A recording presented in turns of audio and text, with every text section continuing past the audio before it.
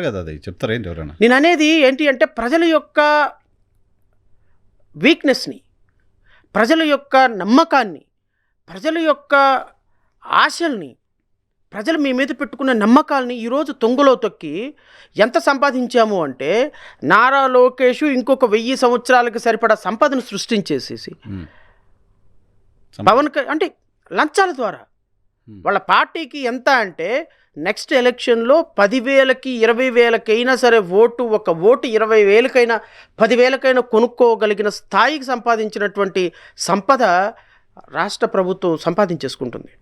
ఎందుకు చెప్పినా 29లో వస్తామరో నమ్మకం లేదు. ఒకవేళ రాలేకపోతే ఇక ఈ రాజకీయాల్లో మనం ఉండలేము.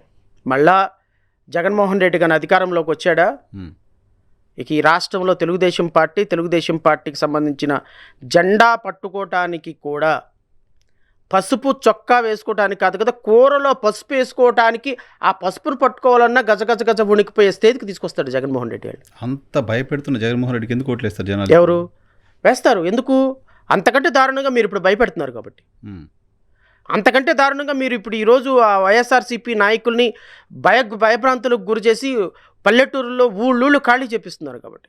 అంతకంటే భయంకరంగా మీరు రెడ్ బుక్ అమలుపరిచి 97 పేజీలు ఇంకా రిమైనింగ్ ఉన్నాయి, 3 పేజీలు అయితేనే మీరు ఈ విధంగా చేస్తారా, ఇంకా 97 పేజీలు ఉన్నారని భయపెడుతున్నారు కాబట్టి. చరిత్రలో ఎప్పుడు లేని విధంగా ఐపీఎస్ ఆఫీసర్ని, ఐఏఎస్ ఆఫీసర్లని మొత్తానికి జైల్లో వేసి ఒక్కొక్కరిని 2 సంవత్సరాల పాటు జైల్లోనే మగ్గేటట్టు చేస్తున్నారు కాబట్టి. వ్యవస్థలన్నీ మీ గుప్పెట్లో పెట్టుకున్నారు కాబట్టి. 60,000 ఎకరాల ప్రభుత్వ భూమిని దారాదత్తం చేశారు నరసింహారావు గారు. కడుపు తరుచుకుంటే కడుపు తరుక్కుపోతుంది.